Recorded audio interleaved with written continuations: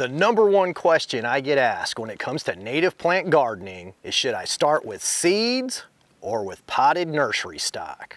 Which is a very hard question to answer because there are a ton of variables upon which the answer depends on. The goal of this video is to break these variables down so that you can make an informed decision based on your particular circumstances, skill level, budget, and timeline. Let's begin by looking at the advantages and disadvantages of planting potted nursery stock. The number one advantage when it comes to potted nursery stock is the speed with which you get results. Potted stock has a huge advantage over starting with seeds when you want results right now. Obviously, potted stock is larger, the root system's better developed, and you get growth almost as soon as you put the plants into the ground. This is a huge advantage when you need a garden to fill in quickly, or it's in a visible location that you need to look intentionally planted and cared for, such as your front yard in an HOA.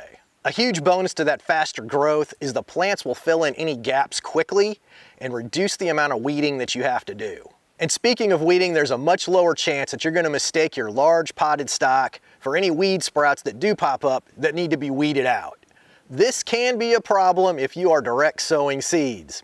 Ask me how I know. Fast results and less weeding sounds great. So why don't we always start with potted nursery stock?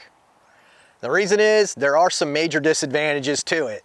The number one being price. Nursery plants aren't cheap, and the size of the pot usually dictates the price. Smaller pots like this 1 quart Golden Alexander's here, it's gonna cost less than this 1 gallon Culver's root. And I know the 1 gallon Culver's root looks smaller right now, but this is a 2-year plant. It is filling this pot. It will be 2 feet tall in another month or so. It's early April, it's just woken up. Depending on the size of the area you are planting and the number of plants you need, the cost of planting potted stock can easily run into the hundreds and even thousands of dollars. The other big drawback to potted stock is availability.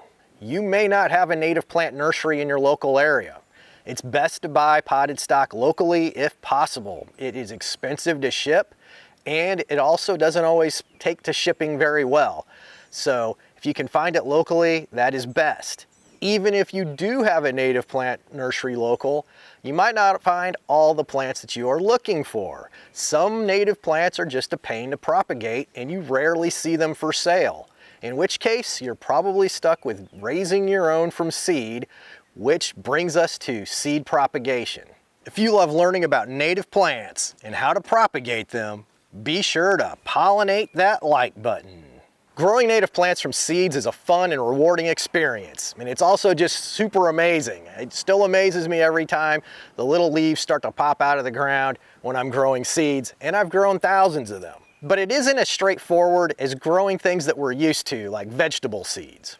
The biggest difference is most native plant seeds require some type of pre-treatment before the seed will germinate.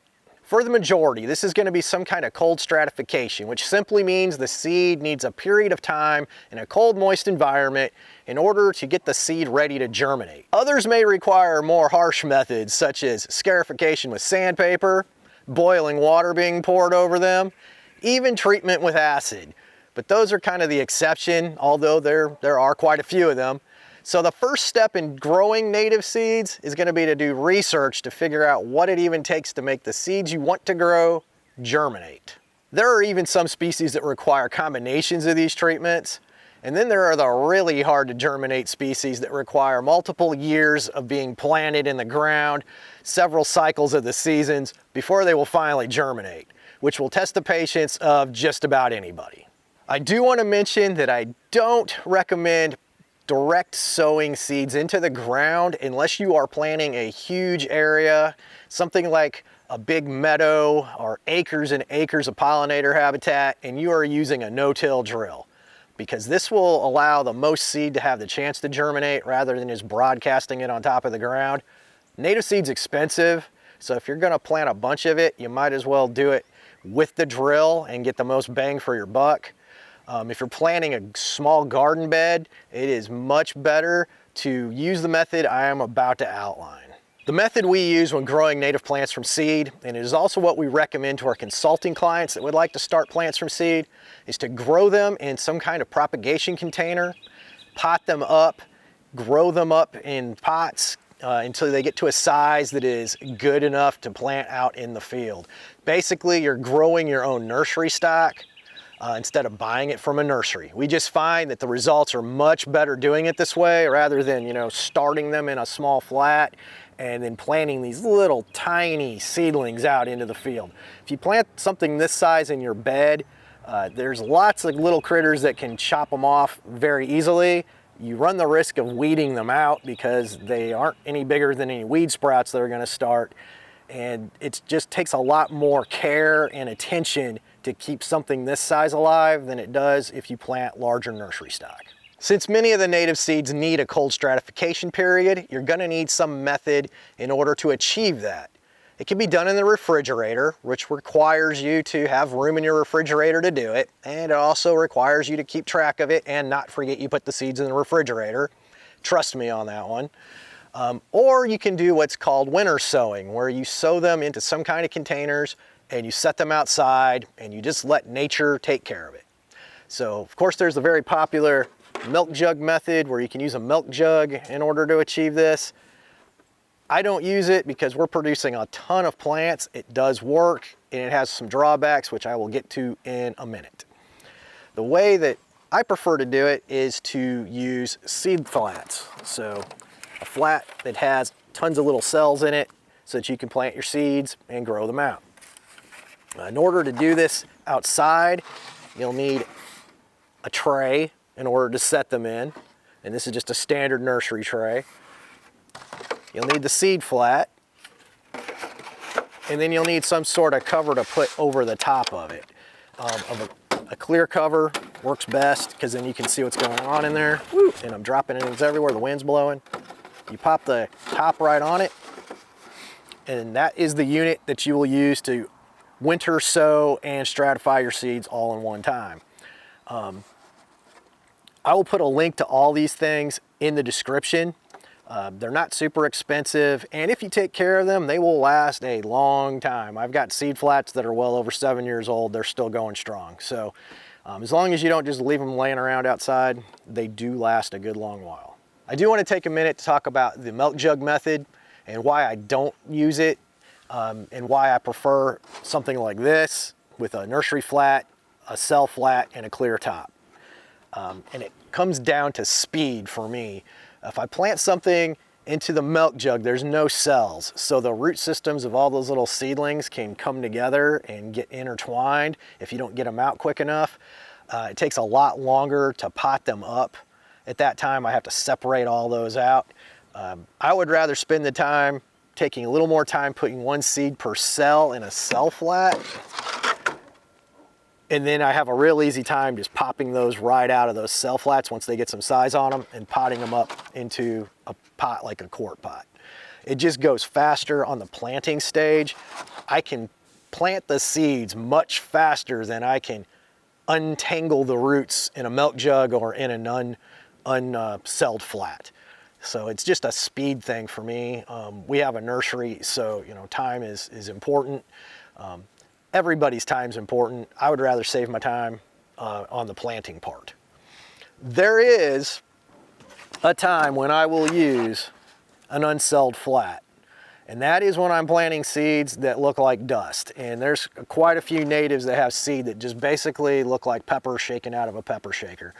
Things like lobelia, the cardinal flowers, great blue lobelia, they have seed that is tiny. It looks like dust. It's basically volcanic ash. There's not much there. So you're not gonna plant single individual seeds of that into a cell flat. So you're gonna have to use something like this, you know, that has no cells in it, and then just untangle them later. And it can be tedious, but it's what you have to do in some situations. You don't have a choice. If you start looking around at cell flats, you're gonna notice they come in a ton of sizes. They come from 200 cells to around 50 cells. 200 cells are really small, and you can plant in those, but you have to be on top of it because the plants will outgrow them very quickly. I think something in the 72 cell range is a pretty good compromise as far as number of cells and size. It'll work for pretty much everything that you're going to be planting on a daily basis in the native plant world. So that's what I've listed in the description in the links for the equipment. And also a quick FYI on these clear plastic lids, they don't snap down, they just sit on there. So when you set these outside, be sure to tie them down with some string, otherwise the wind's gonna blow them off. And the reason you want that lid on there, one, it's gonna conserve humidity inside your cell starting unit. If they dry out, it's not good. You want them to stay damp all winter long. They don't have to be soaking wet, but you want them to be damp. You can water them in the tray on the bottom. These don't have holes in it, so you can water into that tray, and the cells do have holes in the bottom of them, so the cell flat, you know, the water will soak up through it and into your potting media. And you will need a potting media in order to start those seeds. There's a ton of them out there. Just pick the one that is easiest for you to get locally. I didn't put a link to any of these in the description because what you can get locally is going to vary everywhere, and they are heavy, and shipping them is kind of a pain. So I didn't put any in there. I just want a good basic seed starting media. Pick one that doesn't have a ton of perlite in it. The more perlite, the quicker it dries out, and it doesn't work as well, I don't think. Another reason you want to have that lid on there is you're going to set these outside. If they're sitting out there and the wind's blowing, you're going to get seeds from everything else blown in there. And you'll have stuff coming up and you'll have no clue what it is. And you'll be like, where did that come from? And it might happen even with the lid on there. It's crazy how these seeds can get into places. But you might see something that you don't recognize and you'll be like, what is that? Is that what I planted? A good book for that does have pictures of the little seedlings when they first pop out of the ground is A Gardener's Guide to Prairie Plants, and I will put a link to that in the description also. I think everybody that's doing native plants should have that book, just for those pictures of seedlings and emerging perennials. It's super helpful. The third reason you want this lid on here is it keeps the birds and the mice from picking through here. The birds really aren't after the seeds, but they'll get in there digging around for bugs and stuff, and they will scratch your seeds out of the ground. The mice will just flat out eat them. I've lost a lot of plants to mice. It's amazing what they will eat. Usually it's the bigger seeds they go after, but I've seen them even eat the seedlings when they first come out of the ground. So just be aware of that. Make sure your covers are tied down. Otherwise, you'll be chasing them around. Okay, so you've got some seedlings, they've grown, you've got them to a size where they can be potted up. You have a couple of choices here. You can get larger cell flats if you want, and you can plant them into a larger cell if they're really small, or you can put them into a quart-sized pot. And I prefer to put everything into deep pots with the natives. It just works better.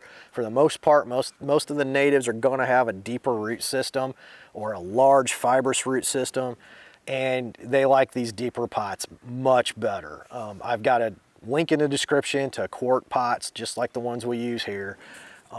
These are pretty handy to have. They also, if you keep them out of the weather, you know, when you're done with them for the year, stick them in the garage, they will last a long time.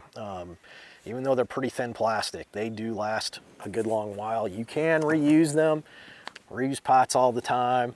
Just clean them out, maybe hose them off, set them in the sun for a couple days, and they're good to go for the most part, unless you had a plant absolutely melt down from some nasty fungal disease in one, in which case I'd probably get rid of that pot, but it's pretty rare. It's pretty rare. By now you're probably thinking, how many times do I have to pot these plants up? The answer is usually once or twice.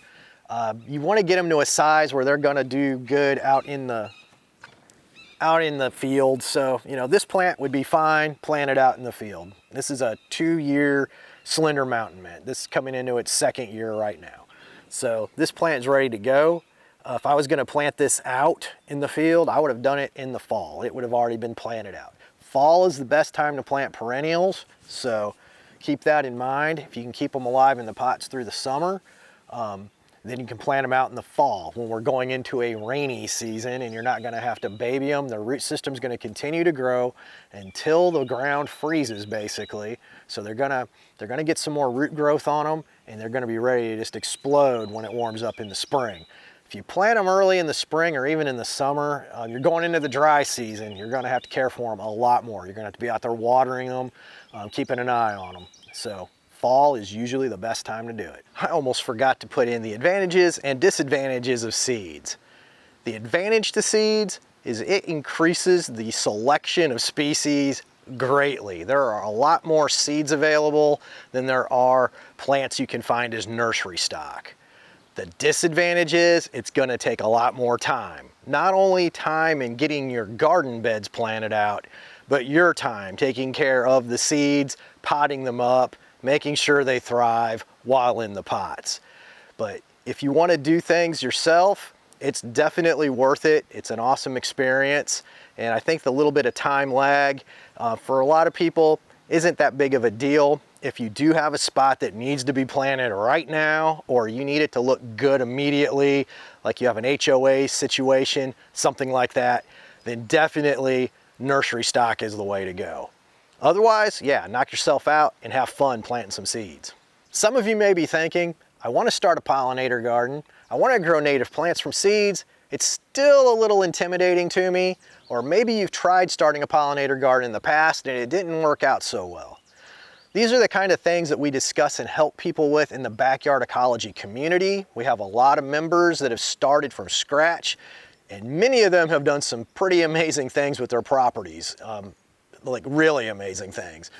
So if you think that you want to get some more guidance on this sort of stuff, check out the backyard ecology community. I'll put a link to it in the description, along with all the links to the equipment that I've talked about in this video.